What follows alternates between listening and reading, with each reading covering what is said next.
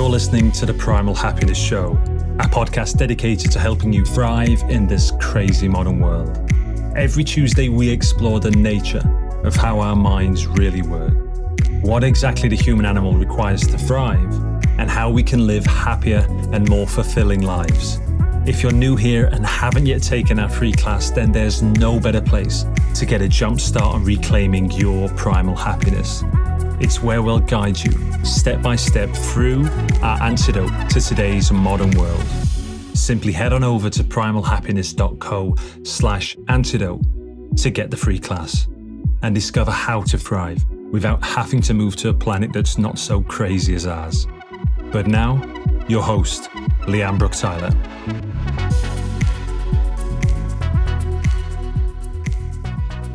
Hello, my beautiful people. A huge warm welcome back to the show. In today's crazy modern world, men and women are living shallow, disconnected, and unfulfilling lives. So we created the path for those who are ready to reclaim their wildness and actualize their deepest gifts. Before we head into today's show, I want to share with you two very special offerings that we have at the moment. One is for leaders, and the other is for women.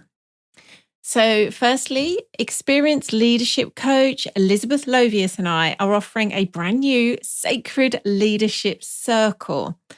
It's designed to support you with all of your real life challenges that are happening right now.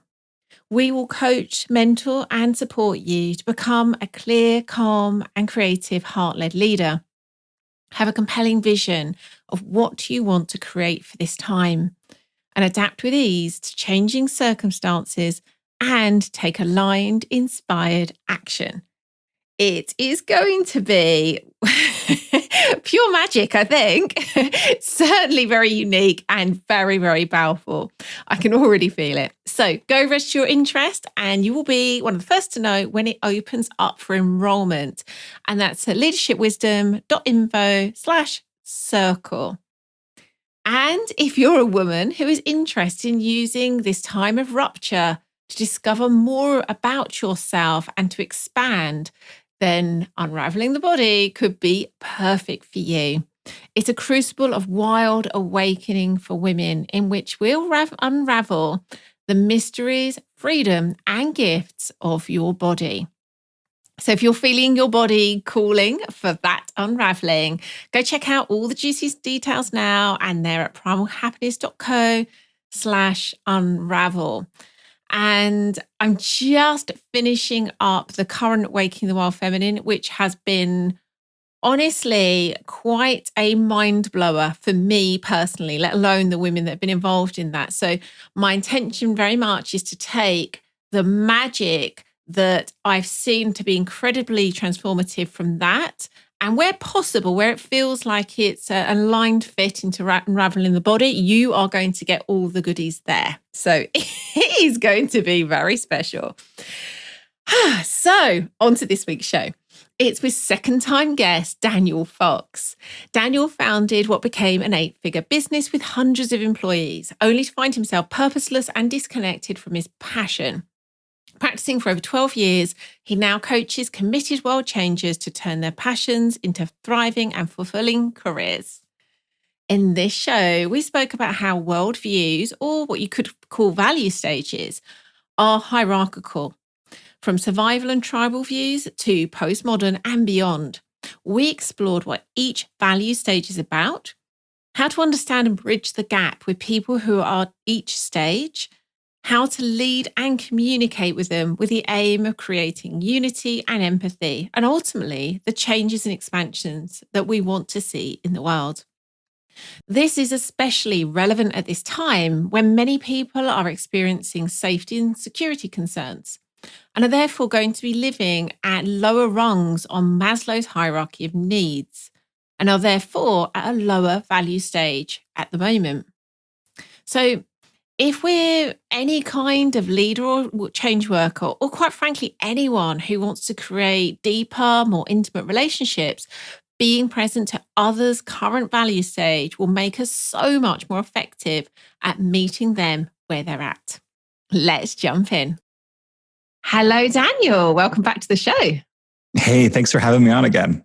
Yeah, a year later and on an entirely different topic. It's pretty fun how my brain works through just complete.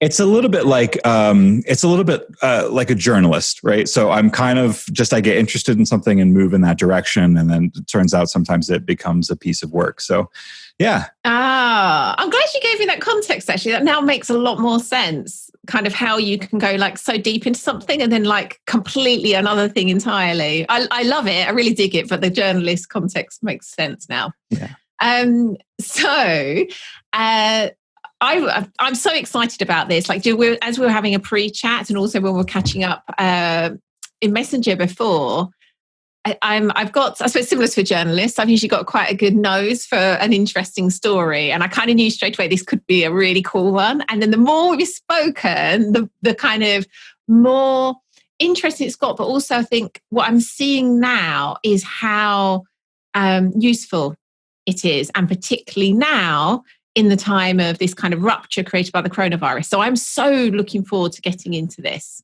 It's going to be a cool one.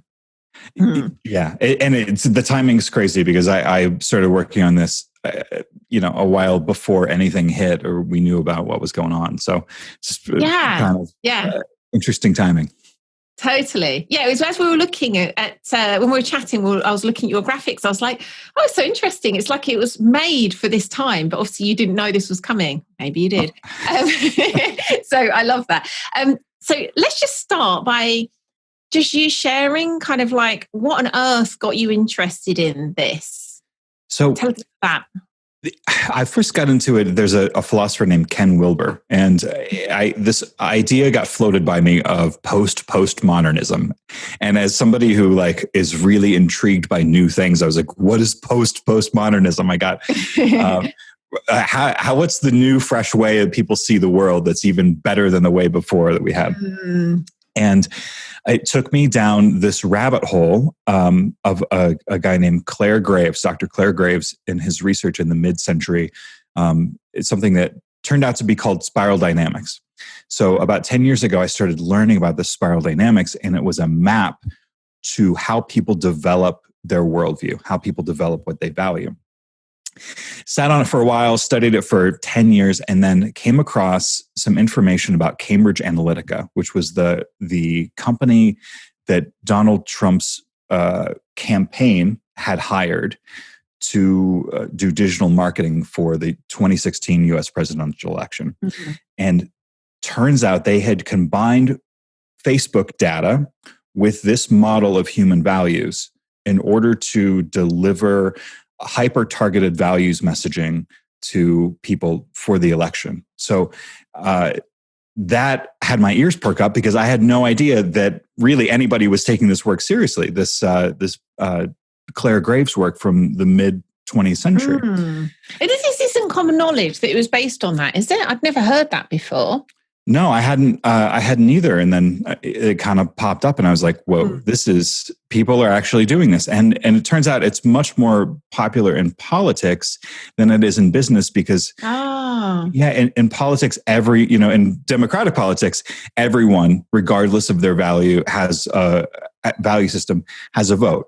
You're dealing with the entire population of a country. And so opposed to... country's your market kind of thing. Yeah. As opposed to maybe a cruise line who is targeting a certain value set.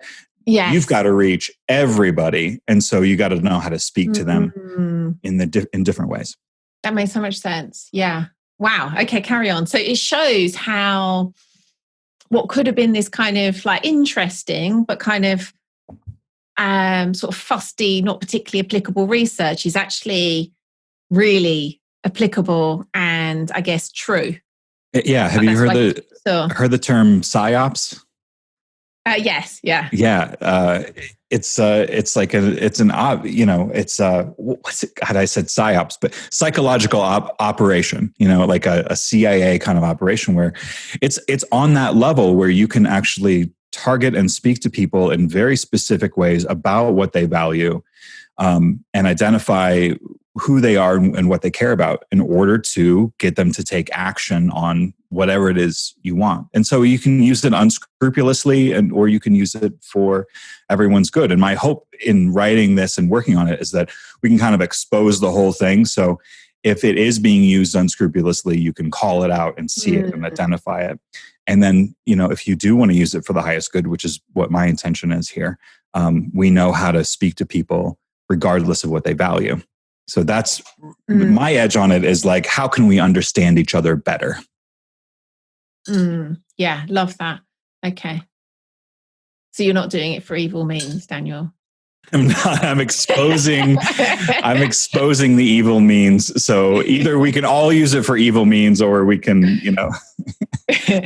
Excellent. Okay, so do you think what would be useful and we will make sure there's some links to the things you're going to visually describe in the show notes. So it might be an idea. If I give the heads up now to listeners so they can it'd probably be helpful to actually have that visually available if possible, wouldn't it, as you're talking about it? So if, how can I do this? Yeah. So if you go to the show notes, which I'm going to give the link in the intro, so they would have had that by now. And then if you go and call up the show notes, I'll make sure the graphic that we're about to talk through is linked there. So we're going to be able to now hopefully have this conversation, Daniel, with the idea that listeners see what we're talking about. Wonderful. Okay. So yeah, just to go through, I want to explain kind of what this is, and in hopefully the simplest sense. And if you want me to explain anything, of course, you're so great at translating that. So this is a way to see how people develop their worldviews and values over time. So we understand from childhood development that kids start off very focused on themselves. They're focused on food and shelter and safety and comfort. And that's no different from adults. We're all born into this world and we all start there. And then we move on. As we grow, we start to value different things because those basic needs are met. So once you have food, shelter, predictable things, then your values actually expand into new areas, right? And so that kind of sounds like Maslow. We were talking about Maslow's hierarchy of needs. So this work is a great fit with Maslow's hierarchy of needs. In the book, I talk about 8 different levels of development, or 8 different worldviews or value systems that people have. Start off at survival, and that's just like what we talked about. As you move on to survival, as you move on from survival, you get into tribal. So you start to recognize your family and people close to you as people that you can rely on, and people who can rely on you to contribute. So it's a huge advancement in quote unquote technology to have a tribe when you're concerned with surviving. Because now dad can go out and get the food, and then you can cook it, and then mom can care for the chickens. And we've made survival easier with the invention of the tribe. Mm-hmm. So that's how all of these levels work. Now, the thing about tribal is that it can get really chaotic. Everybody's doing things and there's not really leadership. So the next level up is what I call dominator. And everybody goes through this. You begin to attempt to dominate those around you just by sheer impulsivity and force, violence. This is a stage that the terrible twos, just by sheer force of will, you are going to dominate your tribe. And sometimes it works. If you've had kids that have gone through maybe that stage. Mm-hmm. Yeah. Mm-hmm. Yeah. And so they use whatever means they have in order to attempt to control the tribe. Mm-hmm.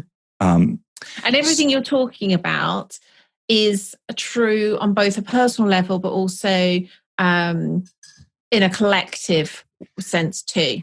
It is, yeah. And so you're familiar with spiral dynamics. And so it works on the collective level as well as the personal. In the book, I talk mostly about the personal aspect of it. The next phase up from dominator is, well, how do you control an impulsive, imagine this person as an adult. Imagine a terrible twos child as an adult. Some people refer to Trump as being kind of at that level. So one way to bring order to that is to invoke the divine. We have traditions, we have things that are passed down, we have an afterlife where you'll either be rewarded for your behavior or punished for it. And so that kind of calls the dominator, that individual focused dominator, into accountability and into order in a higher way. And so now we have rules, we have traditions, we have ways things are done. And that, of course, really grates on the free spirit of the person who wants to go experiment and try new things and self-express. And so you see modern values emerging from traditional, where you say, hey, I know we've always done it this way, but what if I go and try something different? What if your rules aren't the only way we can do it? Right. And so from there, we get kind of modern concepts like capitalism, science-focused things, and really personal progress and success emerges from that. And also, and tell me if this isn't related, I just thought back to a show I did a couple of years ago on someone whose work was all around teenagers and comparing teenagers in kind of modern culture to teenagers who have been raised in an Indigenous setting, and how that thing that we see as that kind of teenage rebel is actually a really healthy expression of the teenager doing exactly what you're saying, kind of striking out on their own and creating contrast between the tradition of their tribe and what they're here to kind of breach, create, explore. Absolutely. Yeah. So that happened. Two of the levels that we've covered, it can actually look different ways. You can either see it as the dominator emerging from tribal, or you could see it as modern emerging from traditional. So depending on kind of where someone is. But this has been amazing as a parent, because I can look at my kids and understand where they are, what values they're expressing, and just love them through it. There's nothing wrong with what they're doing. If they want to be like, F you, Dad, I can be like, okay, well, that doesn't work, but I get where you're coming from. Oh, I love that you've said that. I mean, I guess like anything, firstly, we have to kind of go through immaturity to get to maturity. And there's also to be shamed for immaturity doesn't allow the kind of, when we are able to bring kind of love and ease to whatever that kind of showing up as the immaturity, we allow them to grow in, like ourselves and children, whoever, to grow into maturity. Yeah. I mean, the kind of new age term is a holding space for it. We can hold space for immaturity and just kind of love it while it expresses itself. Yeah. So I love this. It feels like it brings so much of what you see everywhere into like one coherent model. So it's making so much sense. Listen, that's the whole point of this, is to be able to see the values that someone's expressing and to be able to accept it. Because in our, like right now, with such a polarized world, we have so many people who are experiencing threat right now, experiencing a lot of threat. They're expressing whatever's coming out. It's like the tube of toothpaste that gets squeezed. You really get to see what is in people. And some people are going on conspiracy theory paths. Some people are checking out. Some people are in panic. But these, it's a bit like, hang on, just to say, because this actually is really interesting in terms of like right now in these times. I was saying how a friend had compared it to like when you're drunk, and it doesn't like being drunk doesn't like make anything that wasn't already there. It just kind of like it exacerbates it or overly expresses someone's underlying way of being.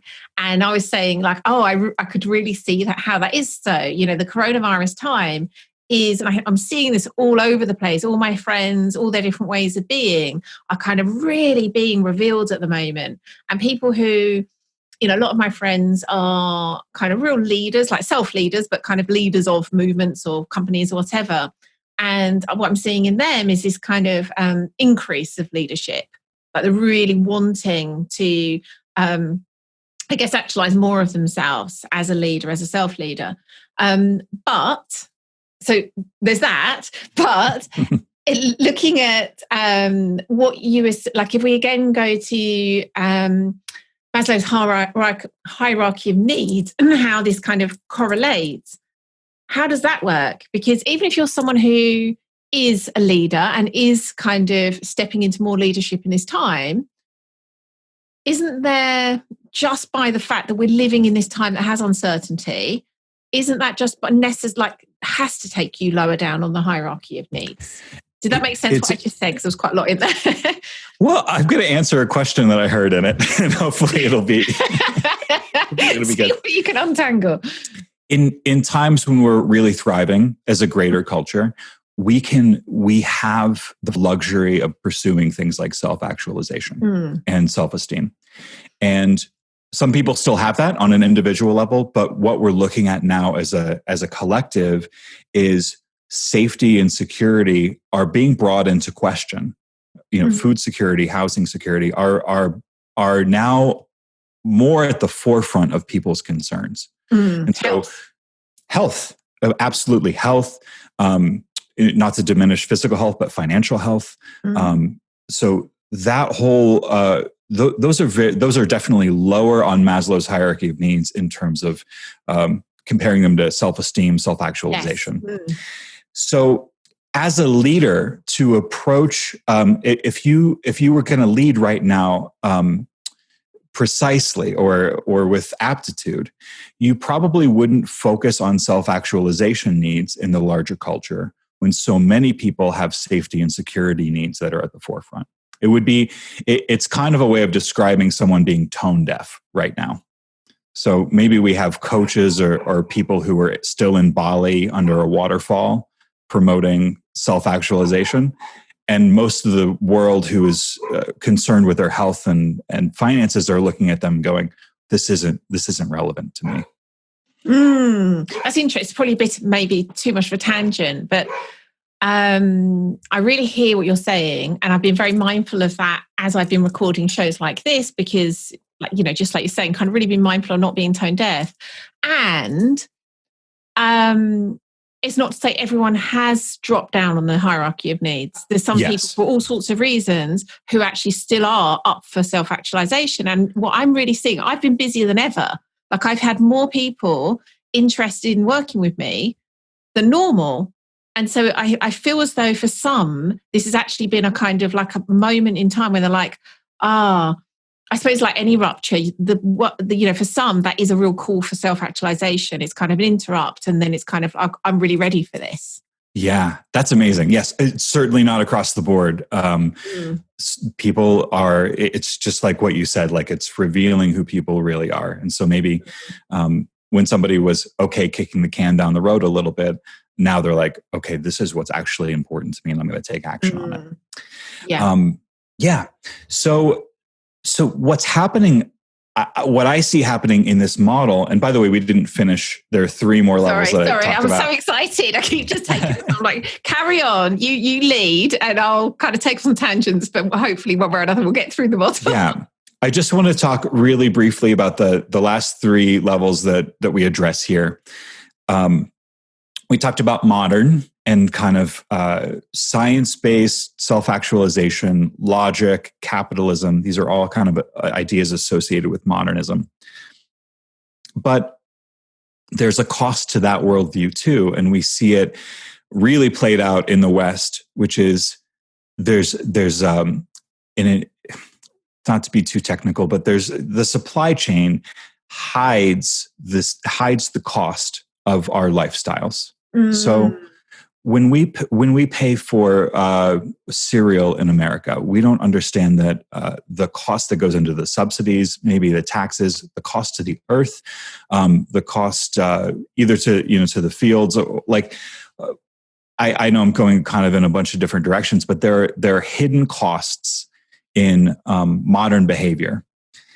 And what the progressive value system says is we're now seeing these, and it's not okay. It's not sustainable. It's not sustainable for the earth. It's not sustainable for the people at the bottom of the supply chain who aren't getting living wages.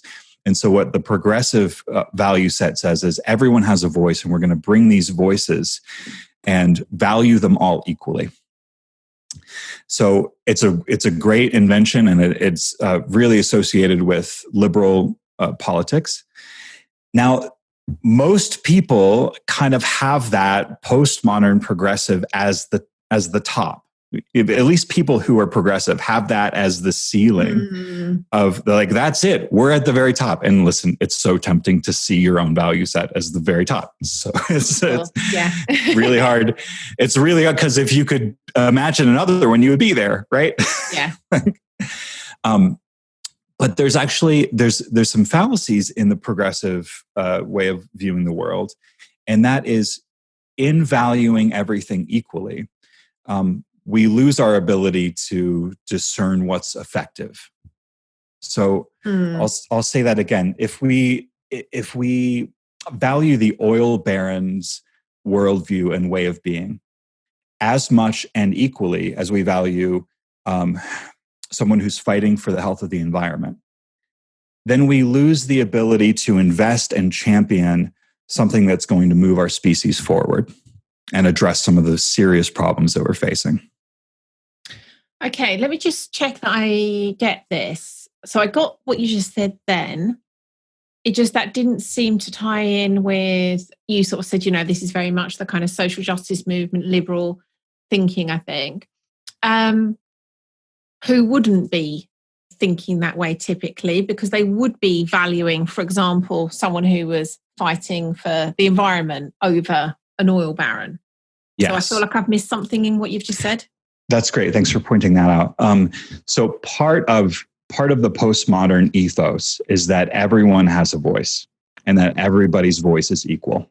And so that emerged in a place where voices were being suppressed and they were being hidden.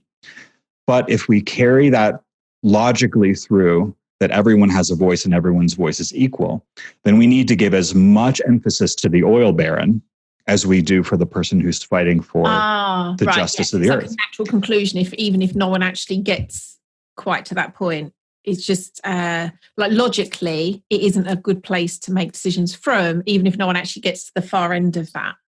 Yeah, well, we lose our ability to value one thing over another because we've declared that all things are equal, which was an important piece of progress.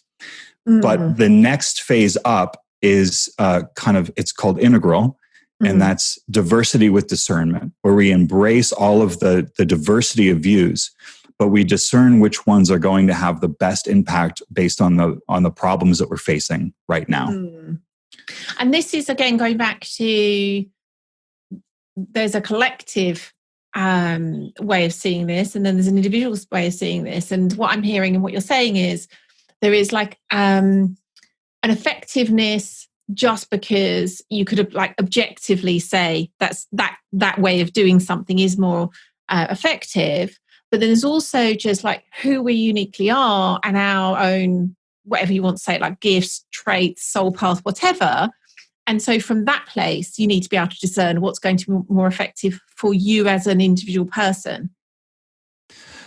I don't know if I followed that. So there is like a kind of, I may be wrong on this, just to be clear, it's just more like a question, but I'm having to kind of say it as if it's a belief so that I can ask the question. So there is a kind of like objective, what is most effective? And it's only being able to discern what's kind of better than another to be able to objectively ascertain that's more effective. But then there feels to me there's like an individual aspect to this, as in, if you believe, I do, you don't have to believe this, but if I believe that I have a path that's kind of like my soul path that's more aligned, that's aligned for me, from that place, by being able to have some like a discernment between kind of like different things, I can discern what's more effective for me and my soul path. Yeah, I get it. So, yes, this is something like the ability to discern what is helpful and valuable is something that we innately know. And the progressive stage is actually the only stage that asserts that we don't discern. Yeah, that's so true. Yes. No, you're right. You're so right. Because it feels as though, yeah, I'm so glad you said that. That's kind of obvious, but like, so we're so blinded to that because we have, most of us come through that phase where almost like we're meant to see everything as kind of being equal. and then Right. use that ability to like tap into our own hearts and kind of get that sense of what's for us. And it's beautiful. Listen, it's really important that people value this progressive gift that we have, which is everyone gets a voice. Every human is equal. Everybody gets to play and get a chance at moving humanity forward. And so, yeah, we don't want people oppressed. We don't want that. And so we really do want to look at what is the most effective way now that we've brought in all of this diversity of views. How can we sort it out? I mean, it just becomes pragmatic. How can we say, okay, you are amazing as a person. You are completely valuable. And your ideas of continuing to extract oil from the earth probably aren't going to get us where we're going. So yeah. I love you. You can go take that idea and maybe put it on a shelf somewhere. Do it in your own garden. Yeah. The issue with integral thinking, and there's just this last one that we talk about, is that it's kind of lonely. You know, there's not a lot of people. It's almost like a toddler with a new toy. By the way, integral is the first stage where we can take multiple perspectives. So everything below integral is we are really sure that our value set is correct. It is right, and we're right. And even the progressive, which values multiple opinions, it's like valuing every opinion equally is right. Yes. So integral is the first stage where we actually get to say, okay, well, you're right here, and this is really valuable here. And hey, traditional values, this is really important. And so we're going to start pulling from all of these value sets in order to solve some of the problems that we're facing in the world today. So it feels a little bit like a toddler with a new toy. Like we're like, ooh, we can take all of these perspectives. It gets really fun. Where all of a sudden new ideas kind of open up, new ways of working together with people open up. But it's kind of lonely because there's not a lot of people there. I just feel like, tell me off if this is just going off on another unhelpful tangent. I think, I may have got this wrong. I think when we were chatting about this via Messenger, I think I said something like, oh, that reminds me of reality tunnels. And then you said something like kind of like, oh yeah, I could get into that, or I've got a whole thing around that. I may have remembered that wrongly, but it's just popped back into my head. Does that ring any bells? Reality tunnels. I kind of thought that was like a timeline kind of hopping or something. Is it? I'm not an expert on it, but I did a show with a friend called James Tripp. I don't know, however many months ago. It was really cool, and it really is about understanding that there isn't necessarily these kind of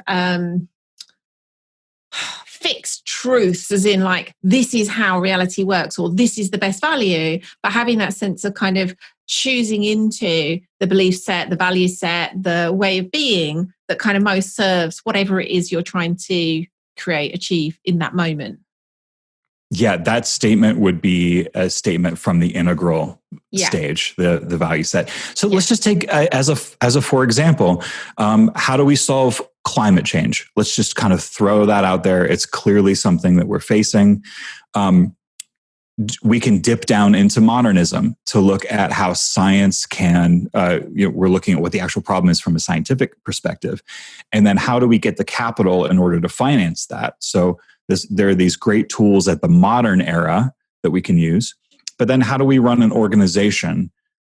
We might want to dip down in traditional values to pull codes of conduct and rules about how to run a large organization, or how to maybe have franchises or divisions of an organization. So traditional is great at supporting large groups of people.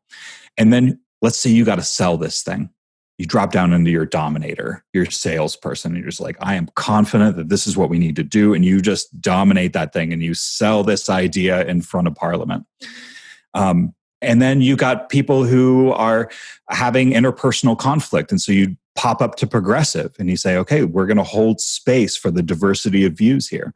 So integral really addresses it. And it says, okay, these different value stages are all valuable. They're all important. And we're going to bring them in a very expert way. Yeah, that makes complete sense.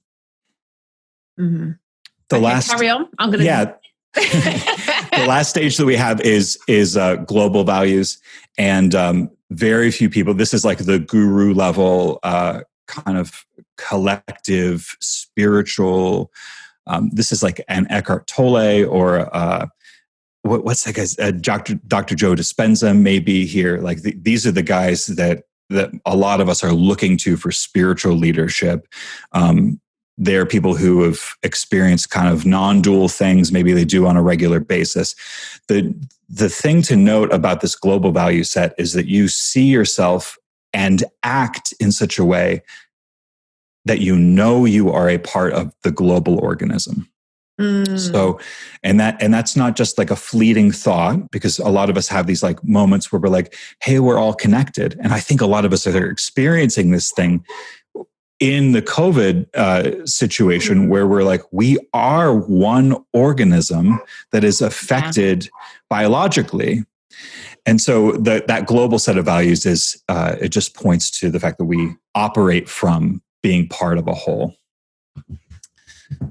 Of course, the value system is open-ended on the top. We can keep growing, keep expanding, keep evolving. But those are just the 8 that I cover in the book. Wonderful. Hey, we got through the model. We did. We got through the model. Yeah.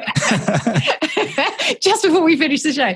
So what I'd love to dip into now before we have to finish is I love what you talked about the idea that we can kind of dip into different models, but also that we're going to have shadow there. And yes. A lot of my work's based on shadow work. And, I know that in our shadows, there's always gold. And if we're willing to look there, we get the opportunity to kind of reap that gold. So I'd love to hear you talk about, I guess, just that as a concept, how shadows can exist in these different worldviews. Yeah. And then also how we can then kind of go in and reclaim the gold from those shadows. Yeah, absolutely. So when we're talking, when this model gets presented to people, invariably they say, how can I get at the top of it as fast as possible? I want to be at this global thing, or I am at this global level. Just kind of, people say it indiscriminately because we want to be at the top. We want to know ourselves as powerful and big and having the largest perspective on life that we possibly can. But these are results of life conditions. And so you may be at modern, and that's awesome. You may be at progressive or integral, and everything's fine. There's not really there's the way to progress through this or to use this as a personal growth tool is not to rush to the top. In fact, I assert that it's to go down and integrate the unintegrated values from previous stages. So I call that. Before you explain this, I asked you this before we started recording, but I think this is something that's potentially going to be true for quite a lot of listeners. So I'd ask you, what if, because of our upbringing, we could start higher up on that chart? And so, just so speaking personally, I had a father who was probably somewhere between progressive and integral at various sort of points in my life and his life.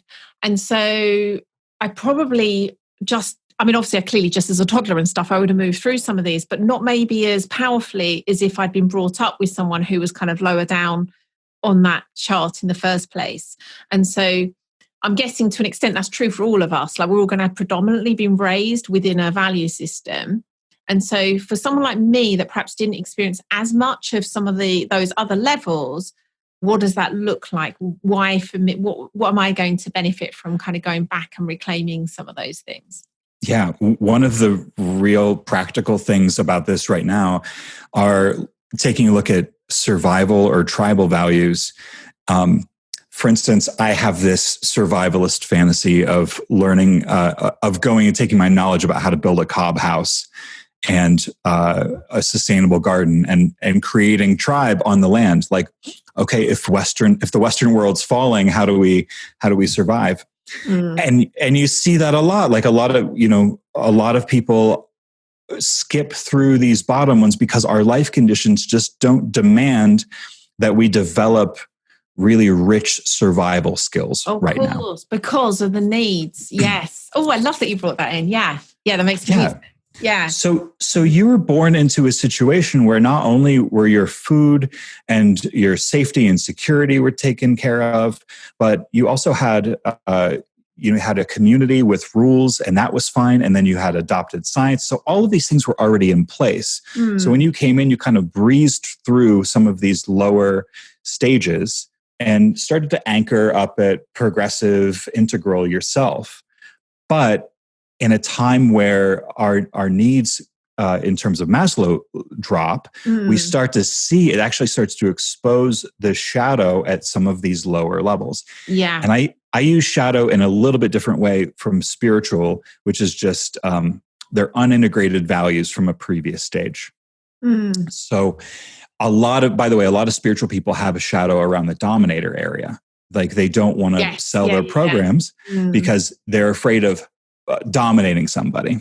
And so I'll tell you the trick. This is like because I know we're kind of wrapping up here. The trick to handle a shadow at any level is to look to see what you're irritated by, look to see what offends you, look to see what you deem as wrong and bad. And then go back to that time in your past when something happened to you. Maybe something happened to you where you were dominated, where you were steamrolled by somebody, where you were pushed over, somebody sold you something you didn't want.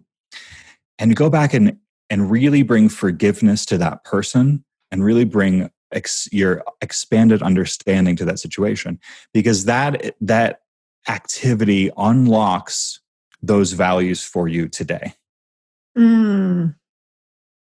So that happens. That can happen at every level, whether somebody used science on you in a way that you didn't like or that was offensive, or that sounds a bit weird. Yeah. Well, somebody like you expressed maybe you wrote some poetry and someone was like, your poetry is not technically correct because that's not how water and steam work, whatever. Yeah. That's not the heart. The heart is a cardioid sac. And you're like, well, F you and F science. So, yeah, that makes sense. Yeah. So at every level, there's an opportunity to look at what you're irritated by and bring forgiveness and understanding to that. And that's the beginning of the path to unlock those values and to bring those shadows to light, in a nutshell. Would you say that you used the word irritated, but could you also use the word like fear, like you're scared of? If you're scared of selling, if you're scared of dominating someone, if you're scared of rules, if you're scared of people are going to react to your rules. Yeah. Anything that doesn't feel expansive is a good place to start peeling back the sticker on it. Like what's been covered up here. Yeah. Can I give you an example of something I notice? It's not a massive, kind of irritant, like trigger, but I definitely notice it show up. If I give that as an example, can we just like use that as a kind of little? Yeah, if you're willing to get feedback on it, sure. Yeah. So, it wouldn't work very well if not. Daniel, I don't want to hear your view on this. So I've got, many of my friends are from kind of all different like spiritual traditions. I've got quite a mixed friendship group where I've got a lot of entrepreneurs and then a lot of kind of sort of spiritual folk, and there's some crossover too. And one whole chunk of my friends are very kind of like non-dual sort of discipline. And what I've noticed is where I've got other friends who are more into other types of spirituality, for example, or personal growth disciplines, the non-dualists will often comment on, say, for example, a Facebook post, like making some dig, like, I don't know, like, who is it that's asking the question or something like that. That's so great. And I admit I get this like initial, like, oh God, for Christ's sake, like we get it. And then I am usually able to bring some compassion and understanding to me and them in it. But I can't deny, I do definitely get that kind of initial like irritation of like, seriously, like just We don't want to hear that every flipping time. Like, we get that's your view. You don't have to bring it everywhere. But that's kind of like what I feel about it. Yeah, so that's really interesting. I'm trying to put it on in this model because we want to say that non-dual stuff is like at the very top of this, this global value system. So it's a tricky one. Technically it is, but yeah, the behaviors seem somewhere else. This is really common, right? Because I'm not going to answer your question. I'm going to transfer it to a slightly different question. So one thing that happens a lot is that you have progressive dogma about, let's say the total inclusion of trans people. And so awesome value set, but you picked a really safe topic there, Daniel. Yeah, right? No, listen, it's great. Like, we want to love everybody. Like, full stop. We want everybody to feel like included and valued. And yet some of the behavior that comes in enforcing that value set is straight out of the dominator value system. So we've got this mix. We end up having this mix of kind of dominator tactics with progressive values. And so it sounds kind of, just to bring it back, it sounds kind of similar when you're talking about your non-dual friends who are saying, but who's asking the question? And then you're irritated about it. And I'm thinking, I would be irritated about it too, by the way. I'd be like, just shut up. And I think, and I don't know, I'm not going to give you a good answer on that question. I think. Well, can I say what I'm thinking then? If you're worried you're going to upset me, what I'm seeing is that could be a bit kind of dominator, like that dog. I mean, I don't know if it's traditional or dominator, but that kind of almost like dogmatic. This is how it is, which then maybe I've got shadow at one of those two, either the kind of, where would dogma fit? Would it be more traditional or dominating? Dogma's a more traditional piece of it. Here's what I actually see this shadow more in the progressive thing, because if they're asking this question, by the way, progressives are excellent facilitators. And so if they're going to lead you to truth, quote unquote, they're going to do it by asking you a question. And the problem with that is it's a thinly veiled attempt to dominate. Very thinly. Right. So is it some dominator? Is it some progressive? Yes, definitely both. So I think you may just be irritated at the fact that it's a thinly veiled attempt to dominate somebody. But then that would suggest that I'm the one with a shadow around dominating. Yeah. Which I probably have, actually. Yeah. I think we all definitely, and then to different degrees, right? So you may feel confident saying, this is what you need to do in a very direct way. But, in another situation, you may be less confident at really making a declaration, an absolute declaration about what someone else needs to do. Yeah, that would fit. I mean, I've definitely had quite a, I think I err on the side of like not being dogmatic, because I see it as something that can be negative. I went for a phase where I was like really dogmatic about not being dogmatic. I've grown a little bit from that space, but I think I do still have something on that. Where I don't even I really struggle to kind of say this is how it is, because I kind of feel there's that comes across as dogmatic. And just to put a bow on this, dogma isn't wrong. It's not. It's something that's useful in different stages. And so that's from an elevation. The book is called The Altitude Code, thealtitudecode.com, if you want to look at it a little bit more. It's looking at okay, where's dogma helpful? Is the dogma to not have dogma helpful in certain situations? Yeah, totally. Is the dogma to have dogma helpful? Yes, in certain situations, absolutely. So it's looking at what's going to advance the evolution and expansion of humanity and using the values that you have access to. Yeah, that makes so much sense. Yeah. So, wow, I've absolutely loved this. This has actually been, I said initially, I was kind of first like, will this be something that's actually useful? And then I kind of, it can be. It's even been more useful and kind of applicable than I imagined it would be. So thank you. Is there anything you would like to leave listeners with that we haven't had a chance to cover? I love this work, and I think if it does have a model of personal growth built into it in terms of addressing shadow at different levels. I do want to say that the idea of hierarchy is offensive, just intrinsically. To say that, oh, you're at this lower level and you're at this higher level. Yeah. And it's not meant to be offensive. It's meant to really show a map for where we can expand to as humans. And so that's on one end of the thing. And then the other end of it is, how can we interact with people who have different value systems than we have? And so the point of this is to be able to look at somebody and say, I understand where you're coming from, and I can have compassion on it, and we can stay connected because I understand what you value. Yeah. So at the end of the day, this is... Yeah. At the end of the day, this is not evil. This is the attempt to promote integration in yourself and connection to other people.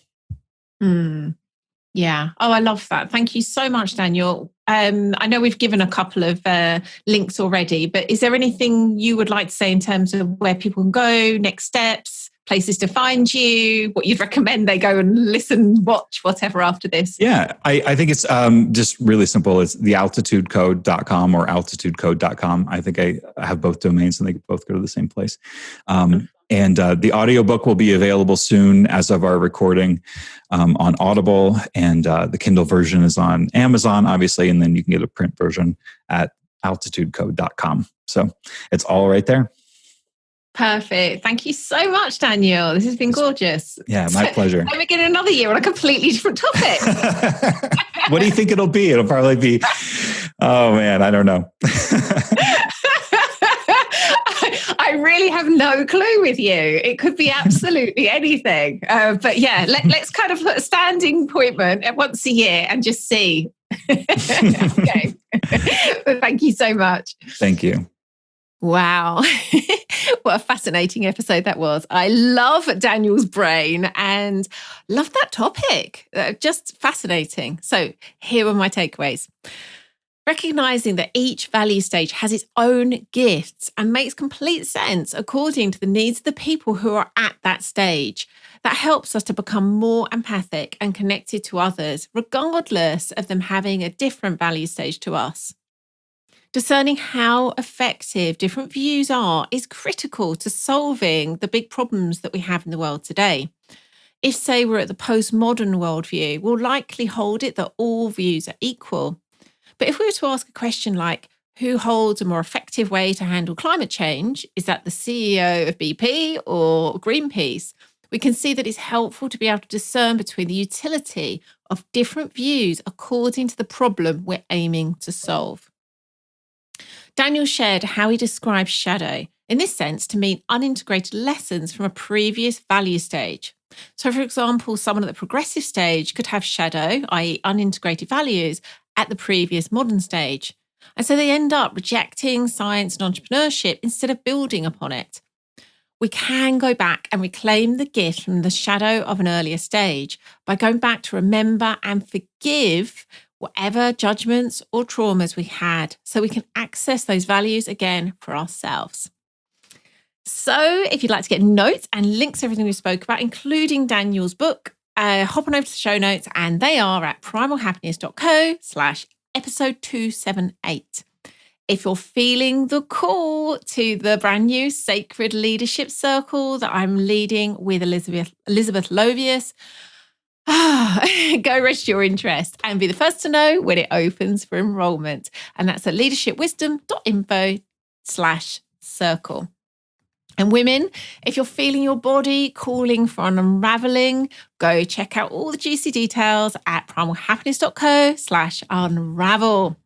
If you don't want to miss out on next week's episode, head on over to Apple Podcasts, iTunes, Stitcher, or your Android or iOS app of choice and hit subscribe. That way you'll get each episode automatically on your device as soon as it comes out.